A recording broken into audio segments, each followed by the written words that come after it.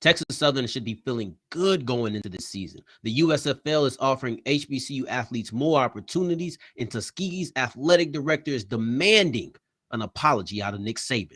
Oh, yeah, it's Locked On HBCU. Play my music. You are Locked On HBCU, your daily podcast covering HBCU sports. Part of the Locked On Podcast Network, your team every day.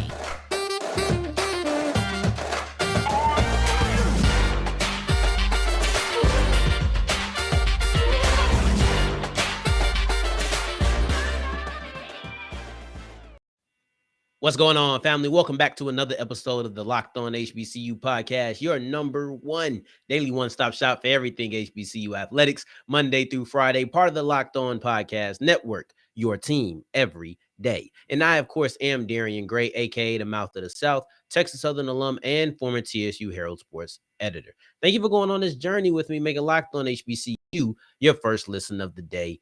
Every day. And remember that the journey does not stop simply because the mic is cut off. You can follow me on Twitter at South Exclusives to keep up with me. Now, I want to talk about my alma mater, and I want to talk about Texas Southern because for the first time in a long time, and really ever in my Texas Southern career, I am able to say that I feel good going into a season about Texas Southern. Let me say that again, because it feels good. I feel good about Texas Southern going into a football season. Listen, you have to understand that in my freshman year, I go in, no expectations. I don't really expect anything. I'm not looking for anything. I don't know. I'm just going into school. Football season is coming up. I'm excited for it, right? Got a little parade before the first game. It's fun, and they never did it again. So I don't know. They only did my freshman year, but had a parade. It was fun. Or maybe I just stopped going. But no expectations. Second year, see, the freshman year didn't go that well. So in my sophomore year, I wasn't really expecting much again, but it was a different type of lack of expectations. And then junior year comes around. It's been 2 years of not being good. And I'm just sitting there like, okay. Nah, I mean, it would be foolish for me to be optimistic about what this team is going to be. And then senior year, you get a new head coach. Coach McKinney, it's his first year on the job. I don't know much about Coach McKinney. I just feeling good. I think they had this slogan, the drip you, something like that. I don't know. I'm optimistic. I'm not optimistic. My interest is peaked to see what will they be in my senior year. Right? I'm like, this is my last year, and it's my first year covering the team. I want something. Ends up being the worst season. So now I'm like, okay, I graduate. I'm not expecting much. Nothing really happens. But now I'm not going to just go. I just want to paint the picture so that you understand that we've been down bad for a minute, okay? So the feeling of optimism is one that's new to me. It's odd. It feels weird, but it feels good at the same time. It's one that I just have not been able to experience in the last 5 years. So feeling optimistic, not even feeling like, oh, well, we're going to win. No, just feeling optimistic is a great feeling for and I assume other Texas Southern football fans. I assume that it's sitting there like, oh, we can compete, because last year wasn't a great year. However, they performed differently than I remember my teams performing. See, my Texas Southern teams weren't competing with Jackson State. They weren't. They weren't going to be going toe-to-toe with Jackson State and keeping it as a game. Not as good as Jackson State was last year. They weren't doing that. Now, I understand that it's not, all peaches and cream. I understand that there are serious issues when looking at what out of Texas. Number one is the defense. You have to question what the defense is going to be, because the defense was, if not the worst, one of the worst defenses in the SWAC last year. They just didn't do much well, right? That's going to have to be corrected. I know it. Every Texas Southern fan knows it. Every Texas Southern defender is also aware of it. It's not as if this is something that's just weird. There's going to be a lot of responsibility on that defense to step it up, because the offense has been good. But from what I hear, there's some really good players out there at TSU. You got Perry Wells, Isaiah Hamilton. Those are names that I'm hearing are looking good in the spring and the offseason, and they're pieces to make you say, okay, this defense can step it up a little bit, because the defense lacked, but the offense was there. The Texas Southern that I know is not going toe-to-toe in a shootout with Aquille Glass and the Alabama A&M Bulldogs. Not my Texas Southern. They're not doing that. But this is a new era. I keep calling back on my 4 years at TSU, my era of TSU, right? I keep calling back on that to show the dynamic switch that happened in the course of really a season. And it's odd because this is a team that I feel like has a lot of buzz and optimism around it, but it's not a team that won games last year. And to the outside, I think that might be weird, but on the inside, we understand it. It's one of those squads where you look in the numbers are the numbers. I will not deny the numbers. However, you still kind of feel like, okay, I see where they can grow. And a lot of that has to do with the offense. Like I said, they're not going on a shootout with Aquille Glasses, not in my time. But they're doing that because their offense is dynamic. Their offense is powerful. And this is an offense that's led by an all-star quarterback, in my opinion. You got Andrew Body. I think that Andrew Body is setting himself up right now to where if we're talking about returning quarterbacks in the SWAC, it's Body and Sanders. Those are the two names that jump to my mind immediately. I think that Body I've seen Body make all the throws. I've seen Body make the plays. I understand what he can be, and he's dynamic with his legs as well. Let's not forget about that. We're going to get into that. But I've seen him make these plays. So I've heard multiple people in these TSU circles say, oh, Body is for sure an offensive player of the year candidate. All right. That's the quarterback that we're going into. Anytime that you have a quarterback of that caliber, anytime you have a quarterback where you say, man, he could be SWAC player of the year, you have a chance to win a lot of games. It's just that simple. And it doesn't always work that way. I mean, I understand. Aquille Glass was the player of the year last year, and they weren't in the championship game. So I understand how that works, but you always feel like, oh, we can win a game. And that's how I feel with Andrew Body. I was excited for him coming in, and it was kind of on didn't do a deep dive, understanding who he was as a player and everything. I just heard a little bit, and I said, oh, he's good for my school. And it turned out to be right, thankfully. I'm happy about that. But Andrew Body is not alone. They have a really good running game, and he's a part of that running game. But they also have Ladarius Owens, Jacorey Howard. And when I look at Howard, Howard has a knack for the end zone. He had 7 touchdowns on the ground. He only 38 rushes. 38 rushes on 7 touchdowns on 38 rushes. That's ridiculous. Every time he touched the ball, every 5 times he touches the ball, he's scoring a touchdown, basically. This guy has a knack for the end zone. And then he also averaged 5.8 yards per carry. You're looking at Ladarius Owens, 7.5 yards per carry. And it's a trio. It's not just those two. It's also Body. Body is the leading rusher on the team. And a lot of times when you hear the quarterback's the leading rusher on the team, you may question, no, this backfield is extremely talented. You have 2 players averaging 5.8 or more yards per carry. These are really good running backs. This is a really good rushing attack. Andrew Body is a part of that, and he's a part of that. These 3 as a triumvirate, I haven't been able to use triumvirate in a while. This triumvirate of rushers can really be effective. And I think if there's one place that you're going to question, it's probably at the receiving position, because you lost Cleveland Davis, you lost Jonathan Giles. Those are 2 of your 3 top receiving threats. But then you also have Jaron Johnson, who's I think he was second team on SWAC last year, averaged 15 yards per carry.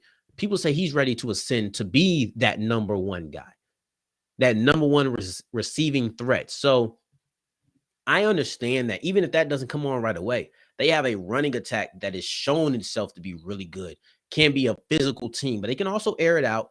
I think this team is set up for success. That defense steps up. That offense finds one of those guys to just throw, maybe 2. I understand the knock of multitude of weapons, but if you get 1, maybe 2, and you have that running game that they have, this offense at least will be something to watch. And I am extremely excited. Oh my God, you don't understand how good it feels, how relieving that it feels to be able to say this confidently and truthfully. I feel good going into next season with the Texas Southern Tigers. I can't wait to watch the fall season, and I'm not joking. So going forward, we're going to be talking about some spring football, but not spring football as far as getting ready for the fall. No, we're talking about the USFL, because the USFL is giving you athletes more opportunities. We're to highlight just 2 players, but then also why I enjoy the USFL and like it so much. Before we get into that, let me tell you about betonline.net because they are the best place for all of your sports wagering. The Mavericks are down 3-0. All right. I had somebody tell me Mavs in 7. I responded to him quite quickly, Warriors in 4. Now, I don't know if I'm right or not, but I do know that this is a must-win game, and the odds are stacked against Dallas, okay? It's a home game at the AAC. What are you going to do? What are you going to do? What are you going to do is the real question. Are you going to put your money down? Are you going to believe that Dallas extends this one more time, has to take it over to the Bay? What do you think is going to happen in game 4 of the Warriors-Mavericks series? You can bet on that. Also, the MLB, UFC, they just announced a big-time event, UFC 277. I'm excited for that. It's going to be in Texas. I might have to go ahead and get me some tickets to that. So you can bet on all of that and more at Bet Online because they are the fastest and easiest. What a wage on all of your favorite sports. Bet Online, where the game starts. As we keep rolling on today's episode of Locked On HBC, thank you for making us your first listen of the day every day. I appreciate that. And make sure that you're checking out Locked On Sports today. They're going to have the biggest stories of the day, instant reaction, big game recaps, and also the take of the day. You can get that wherever you get your podcast at, including the Odyssey app and YouTube. Today's word of the day is mercurial. It means changing moods quickly and often. So let's talk about the USFL. And I think that it's great because it offers a lot of opportunities to HBCU athletes that I think otherwise may not be given to them. Now, on paper, theoretically, all of this is just ideal because the business side of things is going to have to make the USFL last. Me enjoying the idea and liking what it can represent, that ain't going to do nothing for having it continue. If it doesn't continue, then what it represents and why I like it is completely irrelevant. So the business side of things has to get that taken care of. But I'm not worried about that right now. I'm here to talk about what's on paper. I'm here to talk about, in theory, why I enjoy the USFL. There's 2 big reasons. The number one, that's I think is the easiest and probably the reason that a lot of people like it is football. Doggone it, I don't care. I don't care if it's high school football. I'm taking my brother to all the high school games just because it's football. All right. I don't start no younger than that. I ain't just going to watch all the other games. But high school and up, I'm watching these games. It's football and it's more football. And when we don't get it for real, we don't get to watch unless it's a rerun. We don't get to watch new football. I don't get to watch minicamp. If minicamp was broadcasted on television every year, you can guarantee that I'm watching Saints minicamp every single year. But it isn't, so I don't. It's just that simple. But when I look at the USFL, I get to watch spring football, actual games that matter and lead to something. So I haven't been able to watch it as much as I would like to watch it. I would like to tune in a lot more, but I do enjoy it. I'm a Breakers fan. Sorry, Louisiana through and through. Y'all see it on the shirt. All right. Doesn't matter. Doesn't matter if it's professional, Louisiana, I'm there. I'm a Saints fan. I'm a Pelican fan. It ain't professional. I was a Baby Cakes fan. I was a Zephyrs fan. All right. You can best believe that I am a Breakers fan. It has New Orleans in the title. I'm a fan. I'm a simple guy. All right, I'm a simple guy. So I already have a team that I'm going to root for. And we're going to talk about a couple of the HBCU players that they just recently added as well to their roster. But the other reason that I enjoy it is it's a place for HBCU athletes. Now, HBCU players, small school players, they don't get that same opportunity, an equal opportunity, I'll say. You look at a guy who goes to Louisiana State, or maybe he goes to Texas, or maybe he goes to Ohio State. They're going to get looks simply being at Ohio State. Sometimes you don't even have to be that good. You just have to flash some and know that you're at this big time school. They're going to get looks for that. While small school guys, they don't have that chance. You know, we're going to hone in on HBCUs here, but the talent level is always questioned. There's some hesitancy to if that player is really that good. That's what they're talking about. Is he really that good? Or did he just look good against teams that, just aren't that good. Maybe he's just slightly better than what he's competing against. You'll always have those people. You'll have those people, and they go and succeed in the NFL sometimes. Sometimes they don't. And it's not an HBCU only thing. It's an all small school thing. I think that now you're getting another opportunity for them to get drafted. And there's two players. Actually, before I get in that, I want to say one more thing about why I think it's great. It allows players to continue their career. Who was thinking about Bo Scarborough? Respectfully, of course. But who was thinking about Bo Scarborough playing football? Nobody really. And then now he's in the USFL. I think he had a really good game the other day, if I'm not mistaken. I think they had him up for Player of the Week. I wasn't thinking about no Bo Scarborough. But now he gets the chance to play again. They had a guy, Calvin Ashley. He was on the New Jersey Generals, if I'm not mistaken. And he sent out a tweet saying playing football again in the USFL has made me find the love for the game again. That's what this is. We have players who we might think never would play football again, or we might never hear from them again. And now, that's what you're doing? You're getting to play professional ball. They're not just playing football. They're playing professional ball. That's what you get the chance to do. That's the way more, movie storyline. I thought I had lost my dream. It's back. I get to do this, that, and the third. But like I was saying before, you also just have players who they're just coming out the draft. Marquise McClain, Ezra Gray. There's some other players, but I'm going to focus on those two because those are the two who recently signed with the New Orleans Breakers. My team, my squad, right? We got 2 HBCU players just added. It makes it so much easier to root for them. But you're looking at Marquise McClain. That's the number 9 player on our top 10 list that Gerald Huggins and I had made over the course of 10 weeks before the draft. That's what we're looking at. We're looking at guys who have ranked very highly in the HBCU circles. We're looking at a guy in Ezra Gray who is absolutely dynamic. I could see him making a quick impact as a highlight player. I could see it. That's what we're looking at. And the USFL and the XFL, once it starts getting started as well, that's what this opportunity is. And that's why I enjoy it. Because, look, if the USFL wasn't around, what is Marquise McClain doing right now? What is Ezra Gray doing right now? They didn't make it onto a camp roster. So what are they doing right now?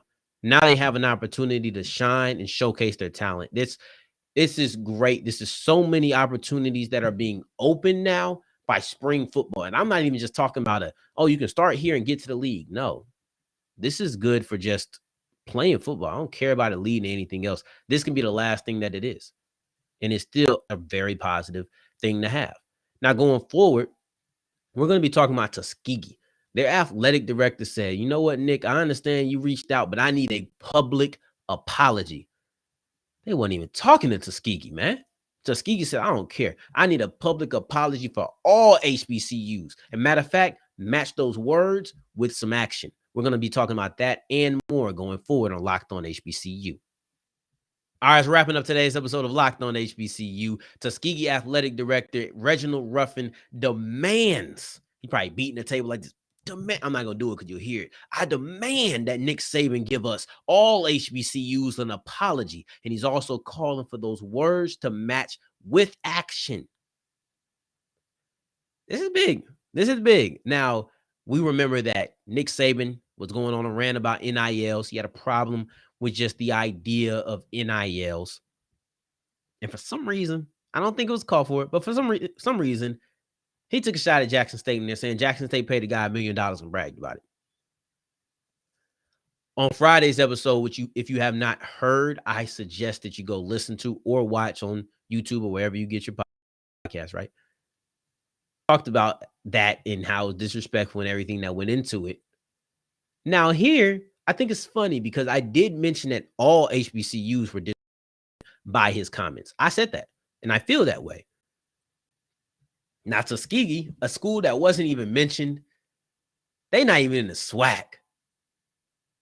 But they said, I need an apology out of Nick Saban, a public apology.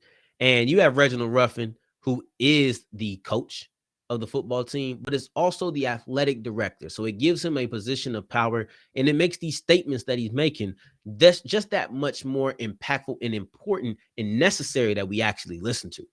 Now, some random like we need an apology. Yeah, all right. I mean, we're not getting it either way. Let's just be honest. I'm not holding my breath for Nick Saban to come out and apologize to Jackson State, let alone all HBCUs. If I was holding my breath for that, I wouldn't make it till tomorrow's episode. So I'm not worried about him doing it, but this is what he said, right?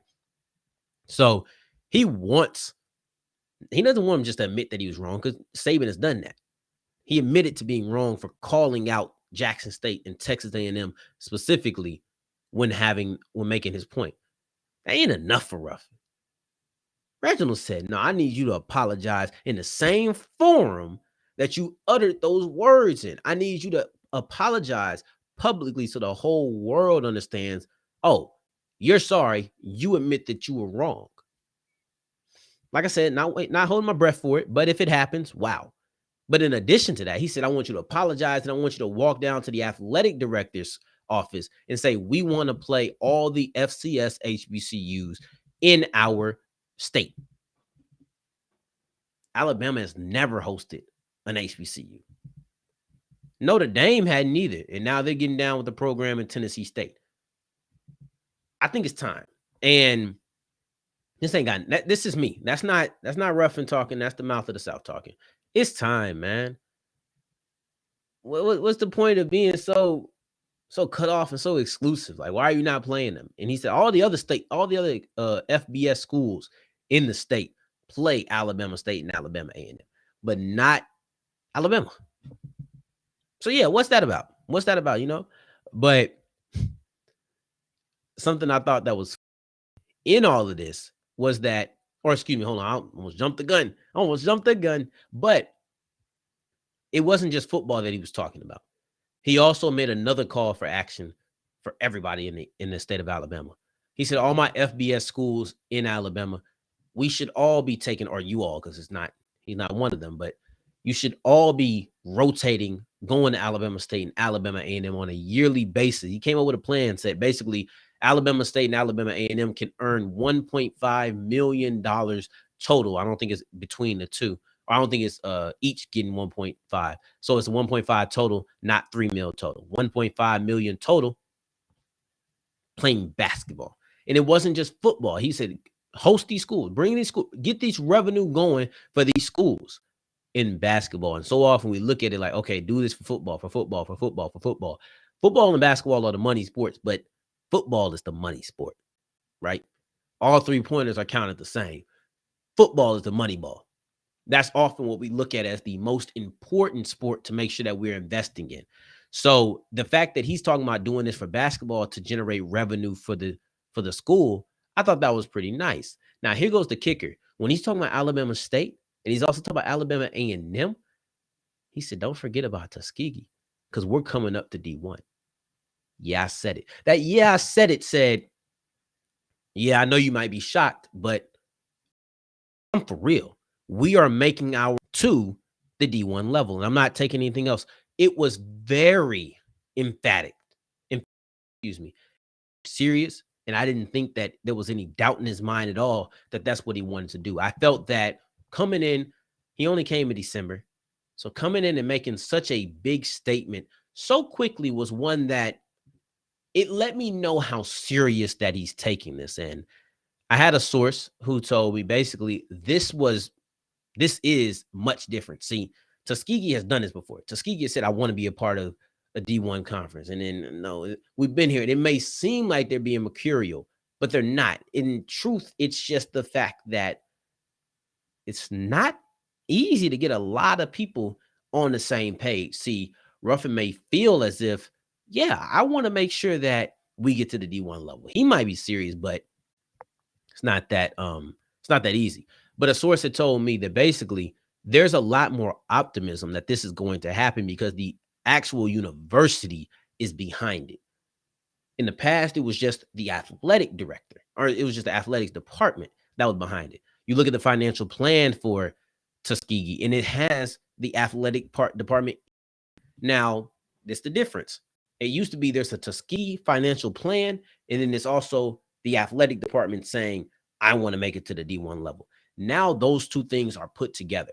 There's backing seemingly from the university, and they're trying to enhance their facilities. That's a year one priority. They're trying to build up the staff, fill out the staff. They're trying to do those things, and these are year one priorities, with some even being immediate. That's what they're labeled. We have to have this done immediately. So I'm looking at a situation where they're excited. Or I don't want to say excited. They're interested. I don't want to put feelings out there for them, but they're interested. Now, they're in prime area to be a SWAC team, but if you go in with the SWAC, then you're going to have to add somebody else. Now, the MEAC may decide they want to further their reach. They're going to need some players on, or they're going to need some teams into the conference. And then we decide we're going to reach over to Alabama, because Alabama is out of the MEAC reach, but Florida was out of the SWAC reach, and that didn't stop them. The MEAC needs a team, and Tuskegee is the type of team where you add them. Maybe some other schools say, you know what, we can do it too. Other people are interested in the MEAC. It must not be that bad. All it takes is one person to create a following. That's all it really takes. You get one person, he's a leader, somebody's going to follow you, and then so on, so forth. But I will be very interested. Matter of fact, on tomorrow's episode, we're going to be talking about what Tuskegee in the SWAC could actually look like, and things that I forward to if they were to join the Southwestern Athletic Conference. Thank you for making us your first listen of the day every day. That's what you should be expecting on tomorrow. And for your second listen of the day, make sure that you're checking out one of our conference shows, because great content on all of our Power 5 conferences. Just like HBCU, this is also another big show encapsulating a bunch of teams. Go to Locked On SEC, Locked On ACC, Big 12, Pac-12, all great movements. Check them out. It's the only thing we do on Locked On Network is put out great content. And in the meantime, in between time, if you're looking for me, you can find me on Twitter at South Exclusives. Until the next time that we hear each other, family, take care, stay blessed. Peace.